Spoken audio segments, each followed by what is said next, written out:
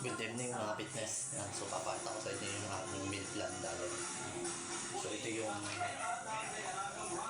Delus Mix na. Yan. So yung nutrition packs na sa ito. Yung protein na is 3.3 grams. Total fat na is 11.8 grams. So saturated fat na is 1.3 grams. So nasa likod yung nutrition packs. Then with milk. So with milk. So nasa likod yung nutrition packs.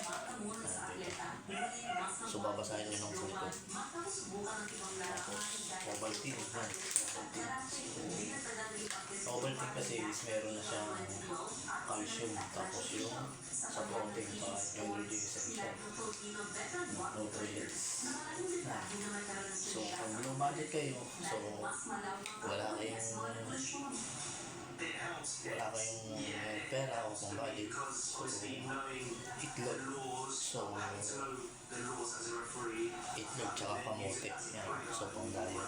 So meal plan pang diet. So kung tapos kayo sa diet, so wala kayong chicken breast. Ito. Yan. So hindi naman bumili kayo ng patwit ng lampas. Tapos kuya kayo ito kasi yung ginagamit ko ngayon.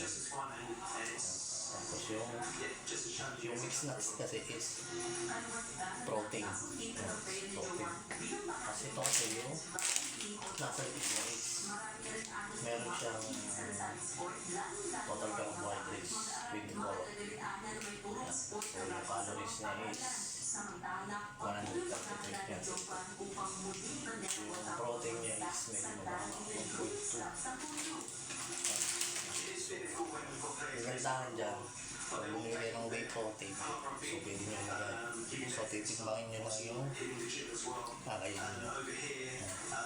So ito yung aking meal plan diet. The Unions Cup. So the national team players based here in the Philippines are now training together every week, as well as their club training as well. So mga fitness. Yan. So ito yung aking diet meal sa gabi. So wala akong rice. Yan. So yun. So meron na siyang mix na. So protein siya. Tapos nilagyan ko siya ng mainit na tubig. Yan. So wala itong whey protein. Yan. Ito lang yung aking meal plan. So wala kasi akong itlog. Yan. So wala akong itlog. So ito lang muna yung aking kinain. Yan yung gabi. So hindi ko na siya na-track sa application ko. So yun o.